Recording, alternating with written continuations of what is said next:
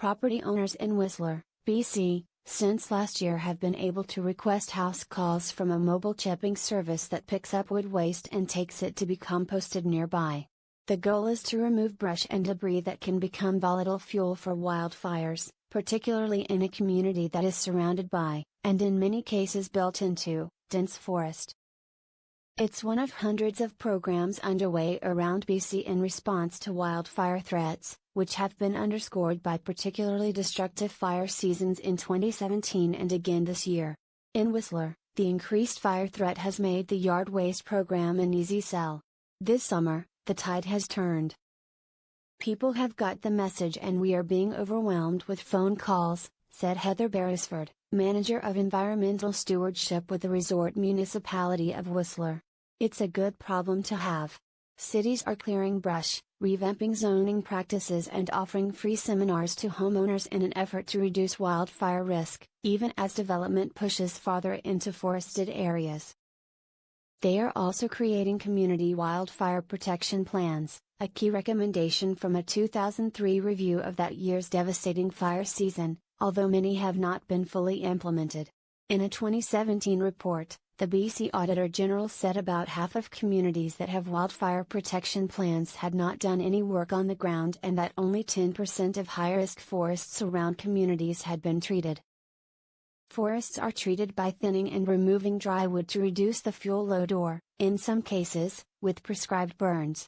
High-risk forests are those that have a lot of dry, dead wood. As of June 27, there were 337 community wildfire protection plans completed by local governments and First Nations with another 54 in progress. This summer's wildfire season has renewed calls for increased investment and added urgency to programs already underway. Whistler, for example, has dipped into its municipal budget to supplement provincial funds for wildfire protection.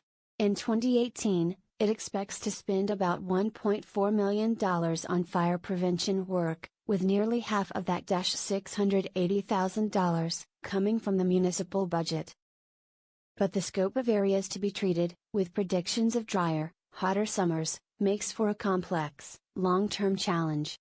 Penticton has a community wildfire protection plan and local government is trying to encourage fire-smart practices in established neighborhoods, Deputy Fire Chief Chris Forster said. Fire-smart principles include, for example, spacing and pruning trees so that fires will not spread as quickly. That typically involves lining up a community champion who will organize cleanup days, Mr. Forster said. To date, about 4 or 5 neighborhoods have taken part. The city would like to get 20 or 30 on board. For new subdivisions, Penticton encourages non-combustible building materials and landscaping. Cedar hedges, for instance, are discouraged for their tendency to act as wicks if a wildfire gets close enough to homes. Where you see those news clips where a whole subdivision goes up in flames and there are 2 or 3 random houses and you think those were lucky, those people more than likely had fire-smart practices in place, Mr. Forster said. As in Penticton, city officials in Kelowna encouraged private property owners in high-risk areas, those closest to the forest, to thin or remove potentially dangerous trees or brush. Wildfire awareness has changed practices. At least one Kelowna subdivision, Gallagher's Canyon, has a policy that homes have cedar shake roofs. The city recommends owners ignore that policy and use other, safer materials, City Planner Ryan Smith said. Road design has also been affected. Cul-de-sacs with only one way in or out are discouraged.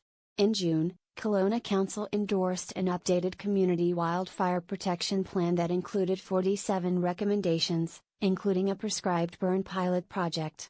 The District of North Vancouver uses the zoning process to mitigate wildfire hazards. The municipality has 5 development permit areas that include zones at risk from wildfire, landslides or flooding. The areas were brought in following a 2005 landslide that killed a woman in her home. A 2008 coroner's report found the slide was preventable. New construction in those development permit areas requires permits and inspections to, for example, ensure vegetation follows fire-smart principles. Whistler, too, is bringing in development permit areas as part of its updated official community plan, expected to be approved later this year.